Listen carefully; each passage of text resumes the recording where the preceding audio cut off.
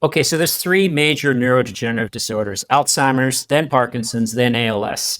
There's just a lot less ALS because they die so much quicker. They have a median survival of 2 years. So the people, with ALS, you usually pass away from respiratory failure and or a pneumonia to boot, one of the two. So it's all lung related. So breathing is a huge deal in ALS. And this is one reason the case report was really interesting, because this guy's breathing parameters actually improved over the 18 months when they should have declined. Yes, he's still doing it, and he would now be 2 years on it. So he's just over 2 years. So he's actually 4 years post-diagnosis. So remember, half of people are passed away at 2 years. So he's at 4 years. He's really quite stable. He's still doing everything he wants to do. There's no significant decline in function. So he's doing really well. All right, welcome again. I'm very happy and excited to bring us back Dr. Matthew Phillips from, like I said, the land of the long white cloud, otherwise known as New Zealand, Hamilton, New Zealand. So, Dr. Phillips, thank you very much. And if you don't mind, just please share with us exactly who you are and what you do real quick. Yeah, no worries, Shawn. So, I'm a neurologist working at Waikato Hospital here in New Zealand. Been here 8 years, from Canada originally. And basically my day consists of clinical neurology, and then I do a fair bit of teaching and a lot of research on the side. Yeah, I was going to say, you don't have the Kiwi accent so heavily as far as, when I lived there and I was an American playing, I remember I got some of the lingo down, ta for thanks and all that stuff. And I was serving somebody, I was a bartender as a part-time job, and I served somebody, and they found out I was American. They were upset because they were telling me about Wisconsin, how it was in the USA. And I said, I know that already. But anyway, it's funny. You've been doing a lot of research around nutrition and how it impacts the central nervous system, neurological disease processes, and so on and so forth. And I know we've talked about, in general, ketogenic diets and some of the other stuff, but I know there's some new research that you guys have published recently. So maybe just start with that and share what was recently published. Okay, probably just a couple of case reports were published recently. I guess the one in January was maybe more interest to this discussion. It was a case report in a man with ALS, or amyotrophic lateral sclerosis, which is the most common form of motor neuron disease, or Lou Gehrig's disease, some people call it. And what we did in that is he was a 64-year-old guy, and he got this terrible diagnosis. And it took him a while to get referred to us, about 20 months or so before he actually got seen by a neurologist. And he was declining quite a lot, had lost 10 kilograms of weight. And it was the worst form of the condition. He had, if it attacks your speaking, swallowing, and breathing first, that's called bulbar onset. He had that form. And so he was declining. And when I met him, his fiance at the time was interested. He had heard about our work and was interested in seeing if we could apply a metabolic therapy protocol. And I favor fasting and ketogenic diets to see if that could help him. And so we did that for 18 months, and we documented everything very carefully.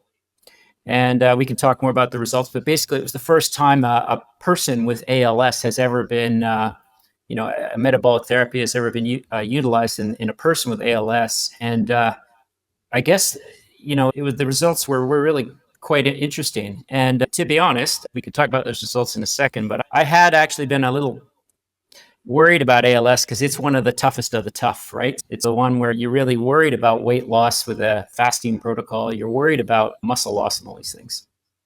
Let me ask you before we go on to his results, what are the typical results for ALS? From my understanding, it's a chronic progressive disease. There's no cure, so to speak. I'm sure there's things to mitigate it, different medications. What are the typical diagnostic criteria and the diagnostic way to track it? Are there MRI evidence of what's going on, or how these things? I know, like with MS, there are plaques that show up and whatnot, but how do you see what's going on outside of the clinical symptoms? Because a lot of it's going to be clinical symptomology, but are there objective measurements you can use? And if so, what are they? And then what is a typical prognosis? Okay, so there's three major neurodegenerative disorders: Alzheimer's, then Parkinson's, then ALS. There's just a lot less ALS because they die so much quicker. They have a median survival of 2 years. Wow. So when you get this diagnosis, it's not an MRI thing. You can do an MRI of their brain and brainstem and maybe see some subtle changes, but they're not always there.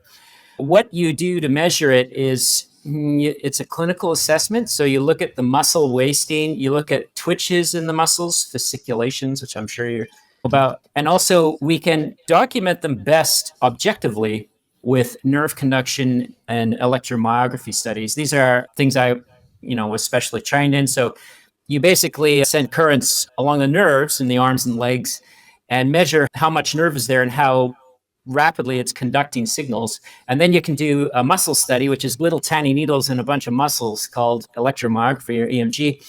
And that allows you to get an indirect measurement of how the nerves are doing as well. Because when a nerve is sick, the muscle it is attached to doesn't behave properly. That's how you follow these things. But really, we don't actually do nerve and muscle studies periodically with a person with ALS because they're very time consuming. And to be quite honest, it doesn't really matter much because in terms of treatments, as you mentioned, we have none. There's one treatment, a drug called Riluzole, which on average gives probably 2 or 3 months of extra life, but the side effects are often so intolerable, about maybe half the people I see end up stopping it. It's really not that great. And other than that, there's no treatments. It's all supportive. So you get physios and speech therapists and nutritionists to see them and try to maintain as long as you can, but it doesn't really work. And it inexorably progresses. And like I said, it's a median survival of 2 years, and that hasn't changed much for many decades. Yeah, and as you mentioned, if it's a bulbar version where it affects your breathing apparatus, when that goes out, you stop breathing, you're dead. I mean, that's so why it's got people, with ALS, you usually pass away from respiratory failure and or a pneumonia to boot. Well, one of the two. So it's all lung related. So breathing is a huge deal in ALS. And this is one reason the case report was really interesting, because this guy's breathing parameters actually improved over the 18 months when they should have declined. Are there any accounts of spontaneous remission of this disease that you're aware of? None to my knowledge. You occasionally hear of that with Alzheimer's and Parkinson's, and I keep an open mind, but I have not yet heard of anything like that in ALS. Whenever people say there's spontaneous remission, my first question, I'm a very skeptical person, and I always don't trust the diagnosis. So if someone says I had an X disorder and it went away when X disorder happens to be Alzheimer's or Parkinson's or ALS or something, and it went away, my first thought, I have to be honest with people that sometimes someone tells me this, I have to be honest and say, look, I wasn't there to diagnose you. And I'm not saying you didn't do this, you might have, or something might have happened, but I just have to question the diagnosis, because misdiagnosis is a common problem in neurology. And what one neurologist thinks is ALS or Parkinson's, another will look at it and go, no, it's not. It's a mimic or something different. It's important to get the diagnosis correct. And so for this reason, in this particular guy, I had 2 neurophysiology fellowship trained neurologists independently confirm the diagnosis. One was myself, but I have my colleague who is actually even more experienced in neurophysiology than I am. He's a hyper specialist, independently confirm it as well. It's an important question to get the diagnosis right before you proceed on these metabolic therapies, because if you don't know for sure that you help this disorder, that's a problem. Given that you guys say you're the first known sort of documented attempt at treating ALS with quote unquote metabolic therapy, what gave you the sort of confidence that it would even work? What was the background understanding of neurophysiology or basic physiology that would say, hey, this might work?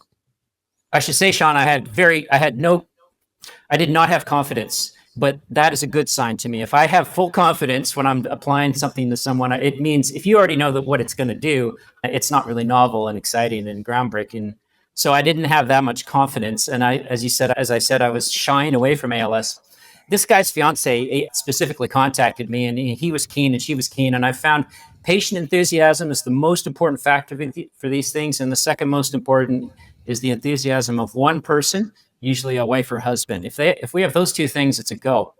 That was it. Now, with respect to the greater picture of why ALS might be amenable to a ketogenic metabolic therapy, it is the theoretical framework of the rationale is so strong. It's really strong. I think that Alzheimer's, Parkinson's, ALS, even Huntington's, which is a strongly genetically linked disorder, are ultimately disorders of mitochondrial biology. And there's many different levels of impaired mitochondrial biology. Mitochondria are these little things that run around cells, almost all the cells. There's a few hundred or a few thousand in all the cells, except red blood cells. And they are commonly known as powerhouses of cells, for those of your listeners who don't know, but they do so much more. And I think they control the metabolism of the cell, and they control energy flow throughout the body.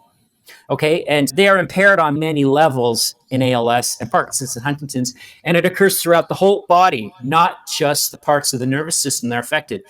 The neurons take the greatest hit in these neurodegenerative disorders because they are the most metabolically active cells. Certain neurons in Alzheimer's take the greatest hit. They happen to be neurons in a part of the brain called the hippocampus, entorhinal cortex, and cerebral cortex. In Parkinson's, it's a different part of the brain, the substantia nigra and the striatum and the cerebral cortex. In ALS, it's a different part of the brain, the motor cortex and the brainstem. Different neurons in different disorders take the greatest hit, but in fact, all of these disorders have impairments. The next most metabolically active tissues are probably the muscles and the heart muscle too. So the skeletal muscles take a hit. So in ALS, you get rampant skeletal muscle wasting as the disorder progresses. That's a serious problem. And you get heart problems in these disorders too. And then you can get problems in other organs depending on the disorder. So Parkinson's really likes to go for the digestive tract. ALS likes to go for the liver and the white blood cells, but they all do this to some extent. And so they're really multi-system disorders. And the theory with a metabolic therapy, like a fasting or ketogenic diet protocol, is you're trying to restore the body through the whole thing, right? Rather than the typical way a physician would look at it, is trying to target the particular worst part of the disorder, the neurons that are affected. So we try drugs that target them, and there's these abnormal proteins that build up in the neurons that I think are just correlates, and they don't have much of a causal factor, but they might. And so they try to remove those protein aggregates in these disorders, Alzheimer's, Parkinson's, ALS, and we can actually do that pretty well, but it doesn't help the person. So that's the idea. The ketogenic metabolic therapy, rather than trying to target and remove things, is trying to improve the overall health of the body. It's an approach that's based on a concept called salugenesis, which is the opposite of pathogenesis. Pathogenesis is how a disease appears and how things are manifest in a bad way. Salugenesis is the reparation of that process. And salugenesis as a concept is not something that you and I really learned about in med school. Maybe you did, but I sure as hell didn't. No, I did not. So for sure not. Let me ask you, as I'm obviously promoting this carnivore diet, I've been doing so for many years, and I have seen people with various, I would call them generally neurological issues improve, whether it's MS. I've seen somebody with Huntington's, believe it or not, that is in progress, and so far it's not progressing, which is a good sign. But what I've seen, there's different, some people favor a higher fat approach, some people are more protein heavy. And in my experience, the higher fat approach seems to be more beneficial for brain things, central nervous system things, whether it's MS or even things like depression. And I don't know if it's, when you mentioned the fasting, obviously you're not eating anything. When you're consuming a ketogenic diet, presumably you're consuming a higher fat diet, but maybe not. Maybe you're just not eating enough or not eating frequently enough to produce ketones. But do you think fat in the diet itself has a specific beneficial role, or do you think it's just getting into ketosis however you may do it? Or is that unknown? Probably it's unknown, I'm guessing. It's unknown. But I think I favor, the more I do this, Shawn, the more I favor intermittent fasting as an intervention with the ketogenic diet as an adjunct. And with fasting, it's the ultimate ketogenic diet in a way, because it's almost pure fat burning, right? So that's why the longer fast can get your ketones up. Now, what this guy did was 2 meals a day fasting. So 2 meals a day, he'd have an hour to eat each meal. And then the other 22 hours of the day, just water, tea, and a bit of coffee. That's it. So there was a lot of fasting. Now, what this would actually, it's counterintuitive. You would think a muscle wasting disorder like ALS, where everything's withering away, weight loss is a problem. The guy's lost 10 kgs. Why would you implement a fasting protocol?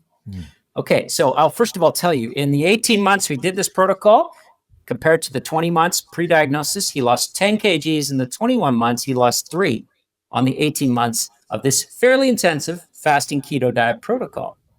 And so the weight loss was greatly mitigated. And we see this in mice too. So that was nice to see that. What I think is happening, so he actually, if anything, reduced his calorie intake with the fasting keto diet protocol. We know from good clinical trials of people with ALS that throwing more calories at them doesn't mitigate the weight loss to any significant extent.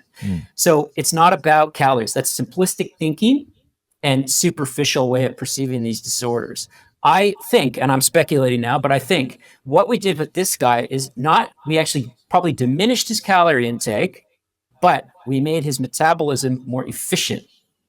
So a person with ALS gets hypermetabolic. Their metabolism is actually 10% higher than the average person because their skeletal muscles have ramped it up. But what do we know is that they are probably losing. It's not a matter of energy production. That's compensatory. They're trying to increase more energy because it's so inefficient, the metabolism. They're losing it all through heat production, through a number of processes. And so dumping more calories in the system isn't going to help. You're not going to improve the efficiency of the metabolism. And we know that. That's a fact. So what I think we did, this with the fasting in particular, what it does is there's this process called coupling mitochondria. I don't know if some of your listeners know about that. You essentially make the mitochondria couple better. We know this from some mouse studies, not in people, but it's theoretically sound. With fasting, you make the mitochondria couple a bit better so they become more efficient energy producers, less energy is wasted, less free radicals are produced. And so you allow this person to use what they have much better. And hence, I think that probably explains to us a large part, maybe not in its entirety, why this guy had a mitigation of his weight loss, despite the fact that he's only eating 2 meals a day. And his overall calorie intake was probably a little less, if anything. Let me, if you don't mind sharing, how old was this guy? Where was he at when he started? What was his weight? I guess you said he already lost 10 kilos. And did he have any other comorbidities going into this? Okay, yeah. So he'd had a heart attack 10 years prior. And of course, that's a big concern for keto diets. But as following Nick Norowitz and others are showing that probably I suspect keto diets and fasting are actually a good thing for atherosclerosis. So he'd had that. He had a history of depression. He was very depressed when I saw him.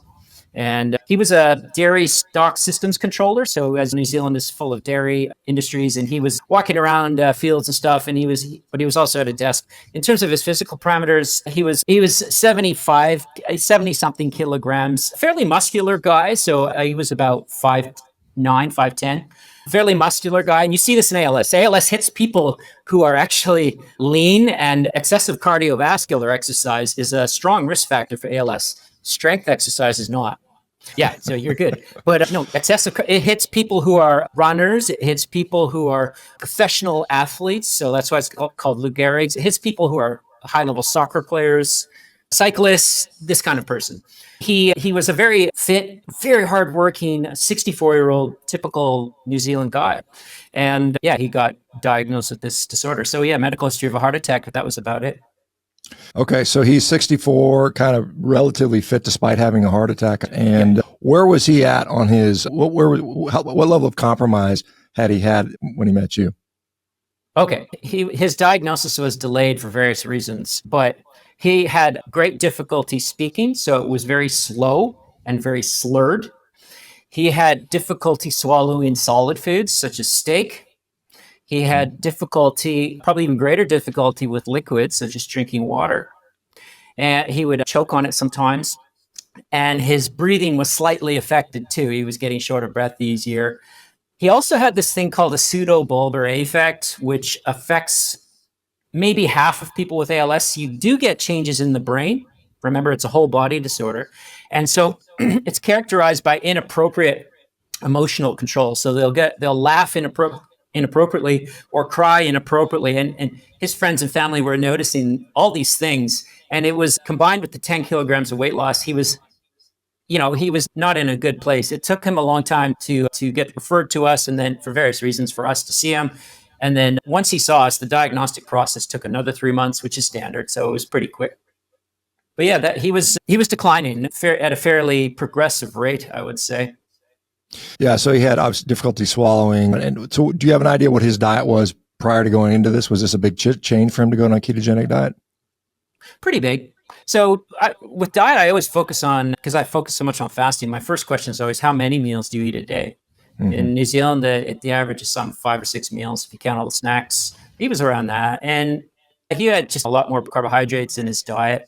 He was pretty good on the meat and vegetables. He wasn't on any sort of special diet, and he wasn't really eating junk food too much. But it was a standard, what you'd call a reasonably healthy diet, but definitely a higher carbohydrate intake. Okay. So you said he presented to you, so obviously he was motivated, or more specifically, his fiance was very motivated, which obviously helps when you have a supportive environment. Yeah. How did it go initiating it? What was it? What was the process like? I've done this quite a few times now. We're doing this glioblastoma trial, where that's the most intensive metabolic therapy program in the world. that I know of that we're implementing in those guys. So we can talk about that next too if you want. But for this guy, it was a fairly modest 2 meals a day keto diet. So it went smoothly.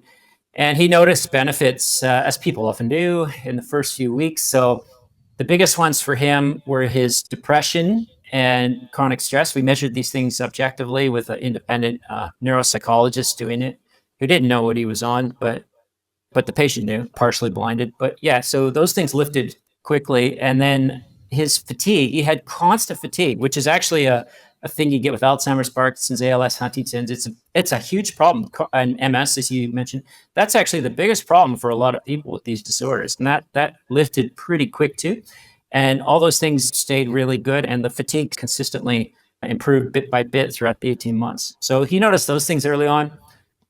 And there were benefits on quality of life. He found, he didn't mention anything about his exercise tolerance going down. He was good on that. And this guy's a hard worker. So he kept doing all his work at his farm. And yeah, they noticed benefits. There were no major complications of the metabolic program in this particular fellow, which I was worried about I was worried about accentuating his weight loss, of course.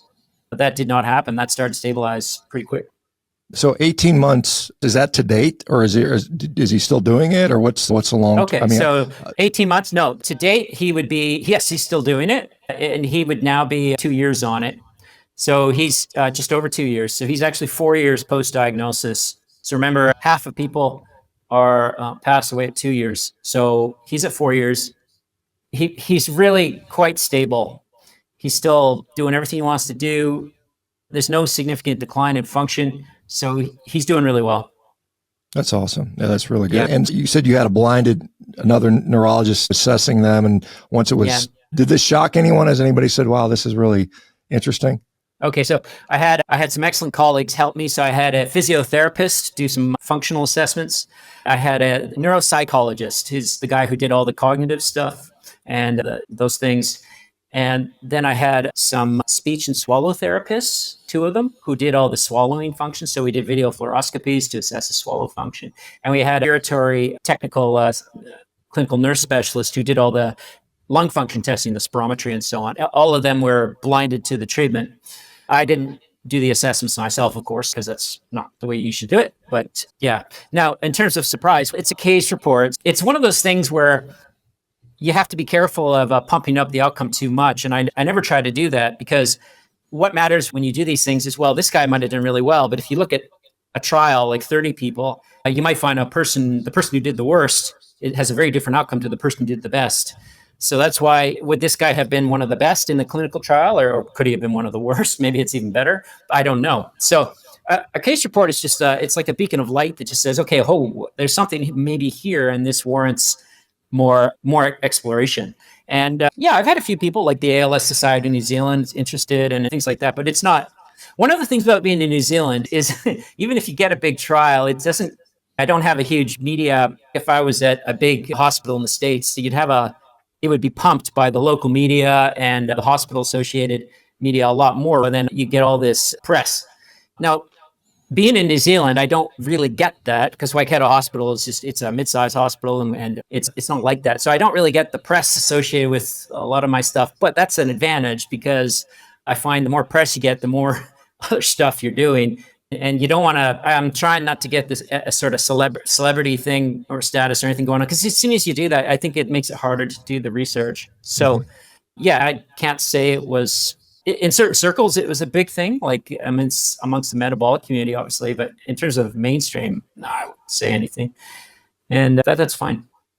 Let me just, if you don't mind, throw out some various neurologic conditions, and you tell me if you think there is some merit to metabolic therapy, whether it's fasting, ketogenic diets, or combinations of. So we'd already talked about ALS, so there's a case report on that.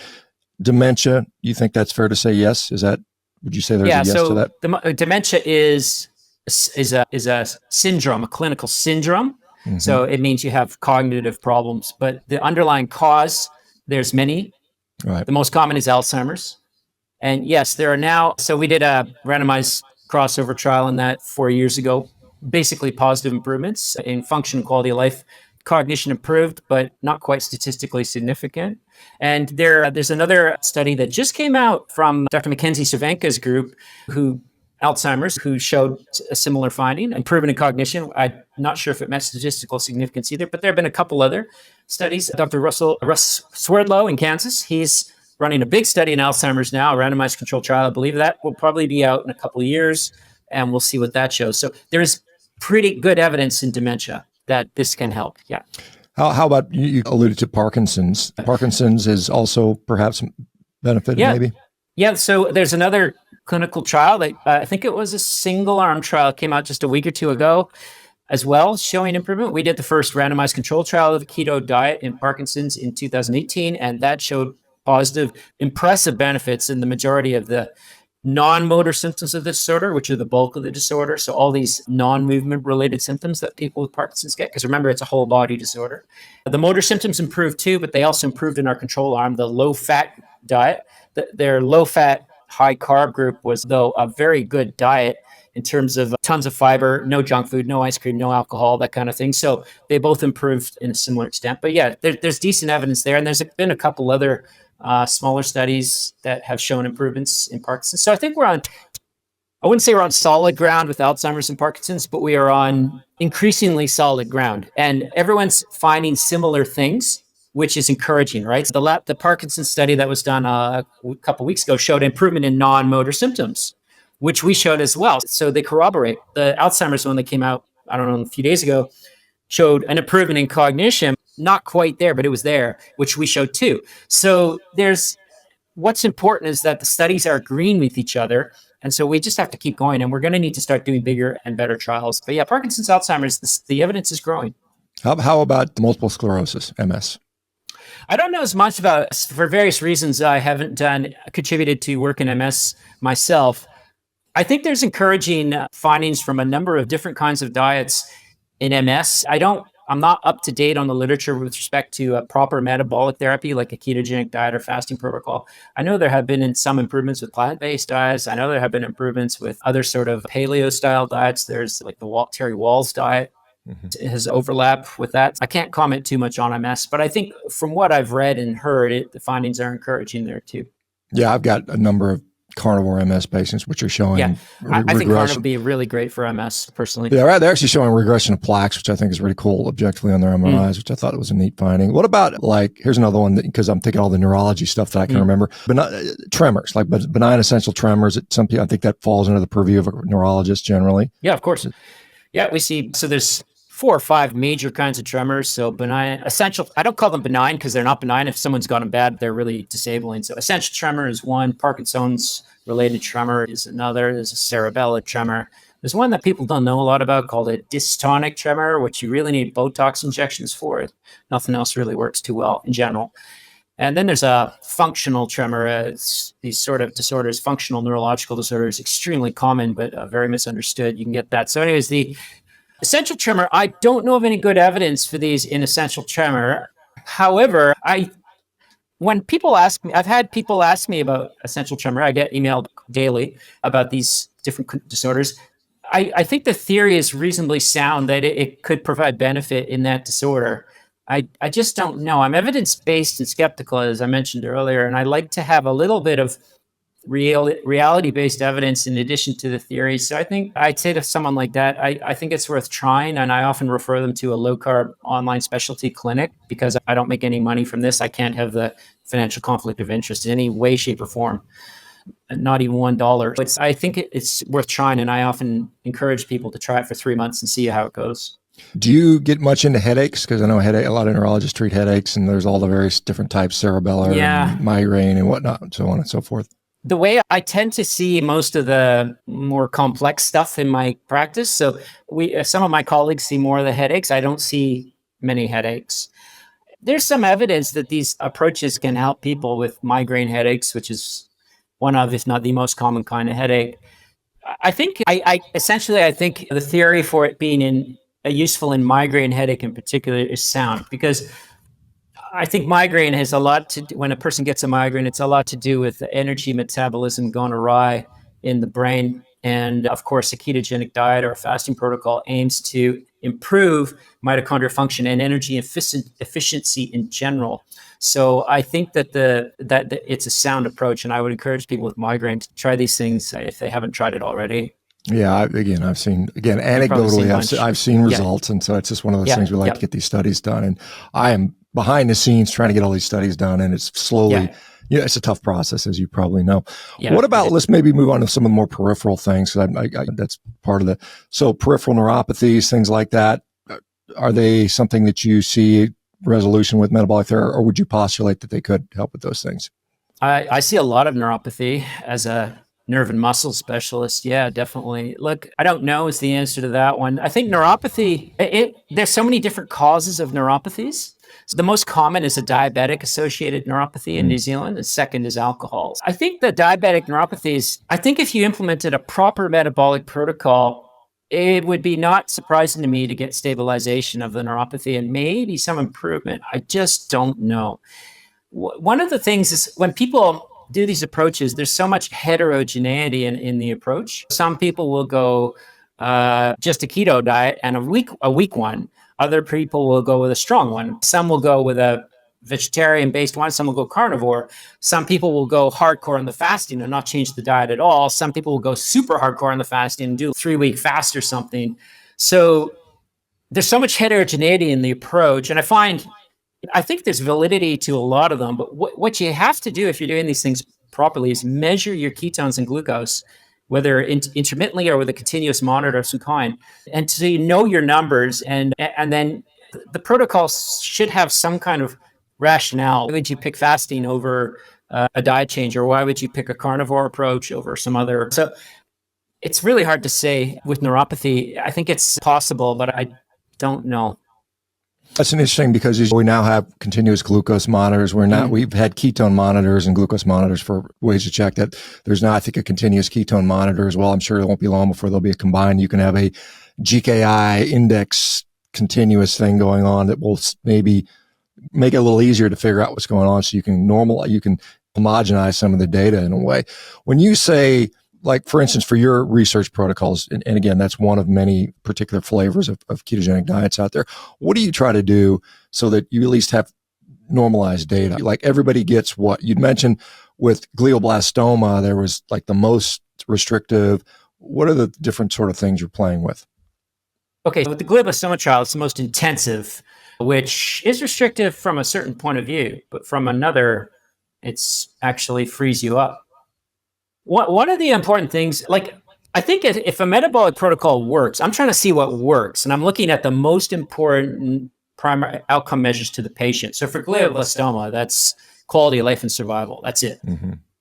Someone with ALS, it's quality of life and survival and function because their function is messed up. You got to pick. So I think when it comes to these things, why would I use a very intensive protocol on glioblastoma? My thinking here, and I might be wrong, but it's a very aggressive disorder. This is one of the worst cancers one can get. It can't grow very much because the brain is in a skull and it's enclosed. And if the glioblastoma grows even a little bit, you get symptoms, bad symptoms, seizures and weakness and vision problems and headaches, whatever. It's an aggressive thing. So I think you need to counter that if this has validity with an aggressive metabolic therapy. So these guys are doing 5-day fasts every 4 weeks. They're doing one OMAD or two, sometimes TMAD, 2 meals a day, ketogenic diet. It's a similar ketogenic diet to what our ALS guy did, but it's focusing on the fasting hardcore. And again, I'm trying to, people often talk about the GKI in cancer, the glucose ketone index, and you want to get the glucose down, the ketones up, because the cancer cells theoretically can't use the glucose very well, the ketones very well, whereas your normal cells can. I think that's one part of the thing, and the GKI in our glioblastoma trial is incredible for these. We've got 17 enrolled so far. But there's so much more to it than that. I think what we should be trying to do is we are doing this in combination with chemo and radiation treatments, the standard treatment protocol. We're trying to enhance those. When you do a long fast in particular, you make the body more stress resistant than normal cells, and you probably make the cancer cells more stress sensitive. We know this from preliminary work with animals and some studies in people that this is called differential stress resistance and sensitization. We want to induce that. Bottom line, you're trying to make the chemo and radiation more effective and less damaging. So more effective against cancer cells, less damaging to the normal cells. So for that reason, I would prefer a long fast in glioblastoma, layering it properly in a very particular manner with chemoradiation. And then also these protocols, what you're trying to do is glioblastoma is a disorder of mitochondrial problems, ultimately, which Tom Seyfried believes is the case. And I actually strongly support that perspective as well. Then you're trying to prevent recurrences. How do you do that? If the mitochondria are the ultimate cause of cancer, this is the mitochondrial metabolic theory of cancer as opposed to the somatic mutation one, then healing and repairing mitochondrial biology through that salutogenesis approach I mentioned earlier makes a lot of sense, because you're trying to not just destroy the tumor that's there with your conventional treatments. You're trying to heal up the whole brain so that the cancer, it's harder for cancer to arise again. The cancer arose in this person for some reason. There's something wrong with their health. Doesn't matter how fit they are. And I distinguish between fitness and health very clearly. There's a lot of fit people on the planet who are very poor health. So I think that you tailor the approach to the disorder and to an extent the person. I think we just need so much more work and research in this area to really maybe there's a better, if metabolic therapy has a role in glioblastoma, that's all I'm trying to figure out. Does it help quality of life survival? And is it feasible, of course, and is it safe? But these guys are doing very well. And then once you have yes, it helps, then you can ask those questions. Can I help it more with a different protocol? Maybe ours is too intensive, or maybe it's not intensive enough. I don't know. So I think it's just going to take decades of persistent research to do this. And unfortunately, there's just not enough people doing this kind of research, but it is increasing. There's a lot of encouraging signs happening in the last few years. Yeah, there's not really the financial incentive in many ways to do these big trials, because there's no real big payout in the end. Whereas they may make tens of billions of dollars if it hits for them. So they have more incentive to do that. One of the concerns around any cancer treatment, whether it's glioblastoma or lung cancer, or whatever, is cachexia. And again, just like you mentioned with the ALS, has that been, and when you fast somebody during a chemotherapeutic protocol or put them on a ketogenic diet, do they have increased risk of cachexia, or what's going on with that? It's unknown, but ketogenic diets in cancer appear to reduce cachexia in people from previous work. There's a good study, I can't remember the author, Ketogenic Diets in Cancer, Where Do We Stand? If you want to look at that nice review that came out a couple of years ago. So I can tell you our guys start out at a BMI of 29 on average in the glioblastoma trial, which is high overweight, almost obese. Unfortunately, in New Zealand, 70% or so of people are now overweight or obese. That's actually a standard BMI for NZ. So being in the normal range of 20 to 25 is actually atypical. So anyways, they start out at a BMI about 29. And after about an average of 6 months on the program, the average BMI on the trial is 23. And it's stabilized. It doesn't go down anymore. It doesn't go up anymore. It probably creeps up to a 24 over the next year or so. The longest patient, though, is she's coming up on 3 years. I need more long-term data before I can say this with confidence. But yeah, so that's weight loss. Now, I emphasize the difference between intentional and unintentional weight loss, right? So the big fear in cancer is unintentional weight loss, cancer cachexia. That means you're losing weight. A lot of it's because you're losing protein, muscle breakdown, and bad things are happening. And that means the cancer's starting to run away. You get inflammation throughout the body. Not good.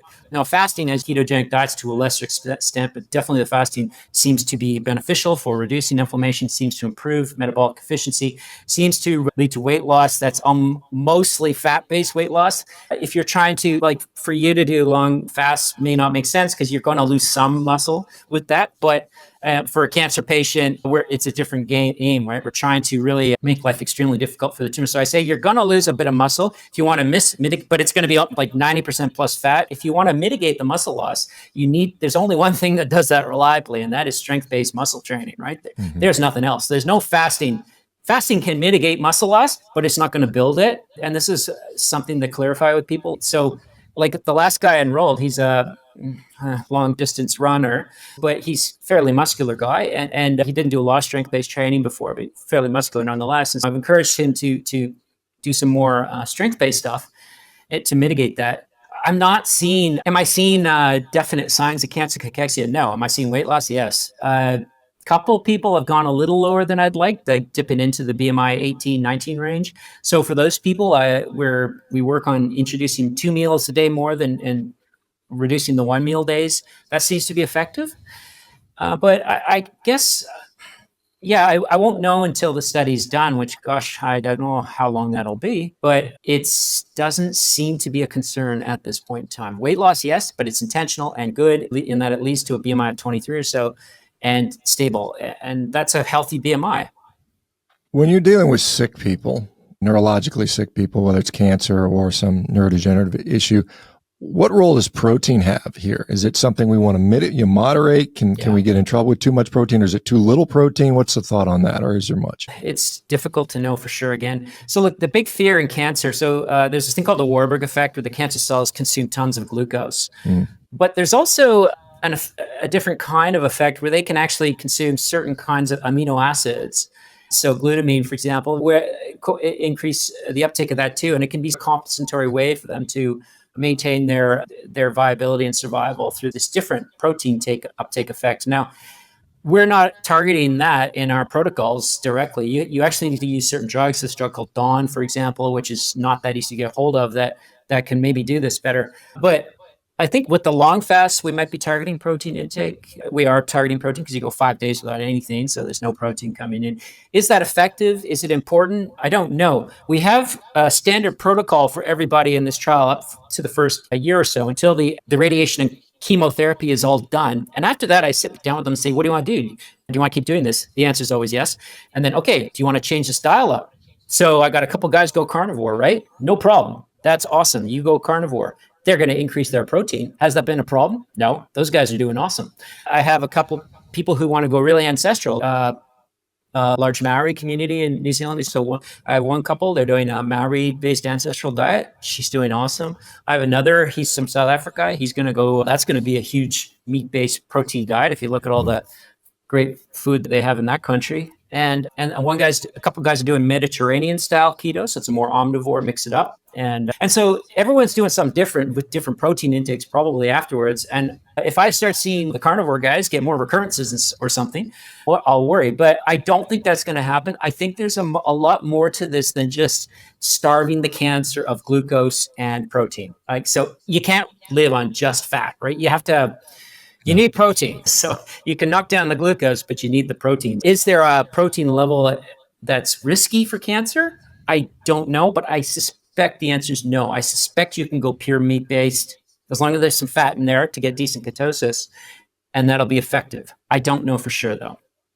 Let me ask, with regard to, obviously with the case report, the ALS, people say there's probably a bunch of confounders. We don't know. Maybe he was sleeping better. Maybe he was more active and he lost weight and it was just a weight loss. What are some of the things, irrespective of whether they confound the dietary results, are good practices regardless? I assume getting a good night's sleep consistently is going to be helpful. I assume activity and movement and perhaps some exercise is good. Is that a fair statement? Okay, so just for the ALS case report, I always make sure you don't change your exercise. You don't change everything else in your life. This guy was even smoking, the ALS guy. And I said, keep smoking if you want. Wow. Don't change it, because if you change the smoking, you might get weight change because of that. So he did. And I wasn't smoking a lot. I don't know. You could question the ethics of that, but because we know smoking's bad. But for consistency, he was not going to quit anyways. And so I said, that's fine.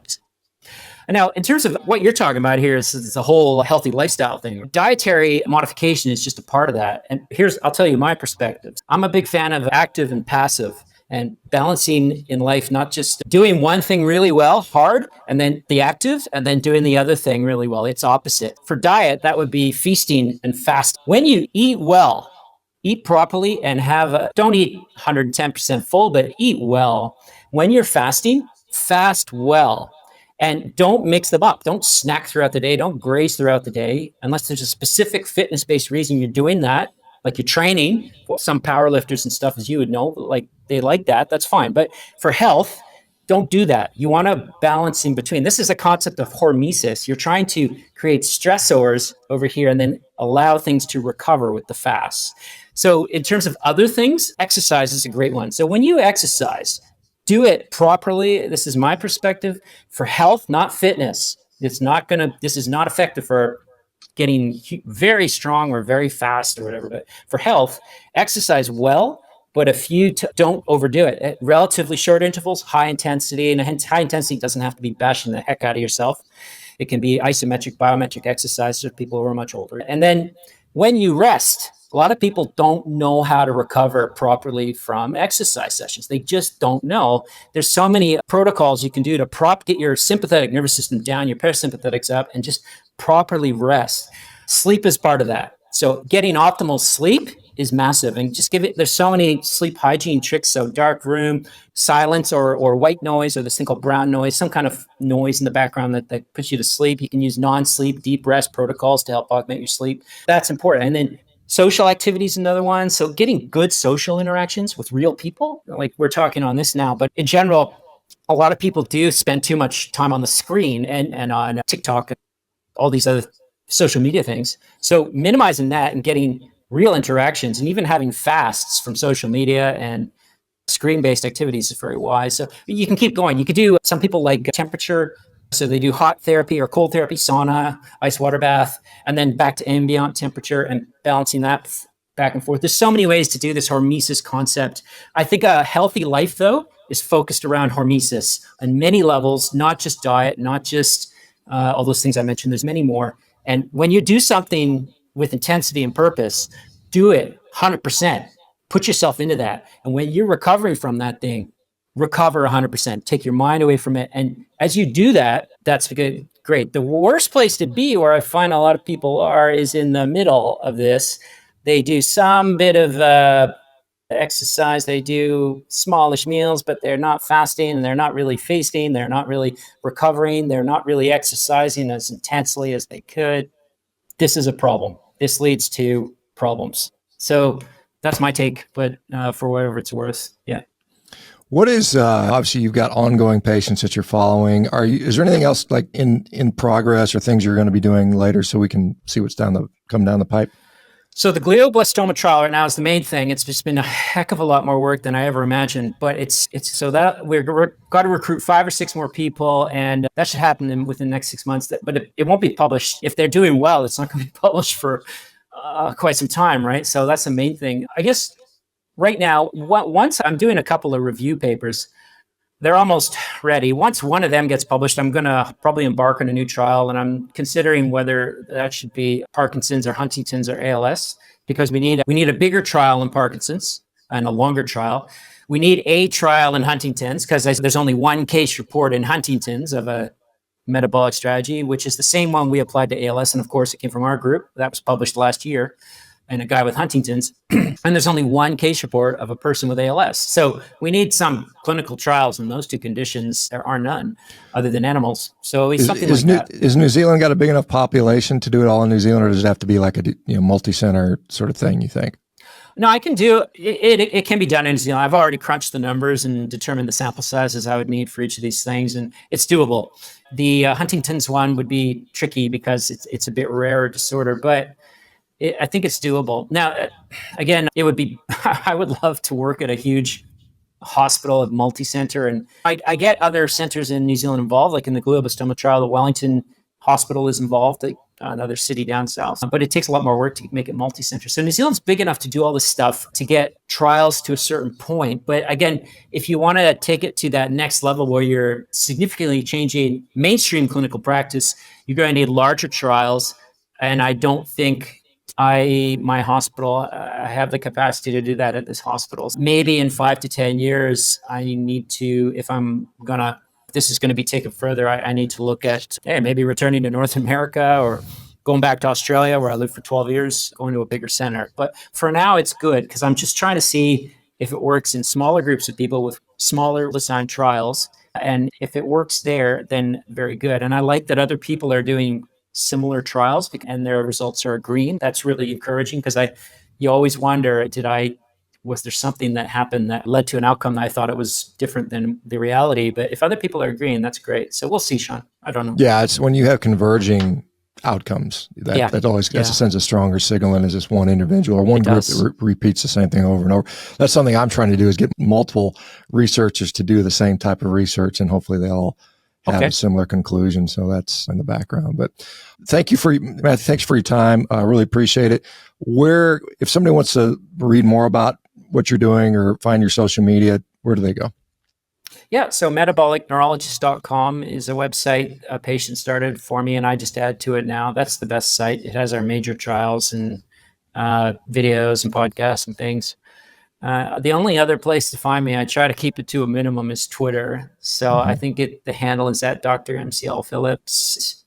That is another place you can find me. That's really it. Yeah, I try to not get too much on social media. So metabolicneurologist.com. Correct. Hopefully people can spell that. I'll have to look it up if they can. I just Googled Dr. Matthew Phillips. So much for doing this podcast, and also thanks for what you're doing, because you're obviously, given it may make a lot of difference in someone's life. So it's awesome to see. And I got to tell you, because when I rotated through neurology as a medical student, I said, this is one of the most depressing specialties there was. There just wasn't any good treatments for the condition. And now maybe there's some hope in that regard. Anyway, thanks for doing what you do. Appreciate it. Thanks a lot, Shawn.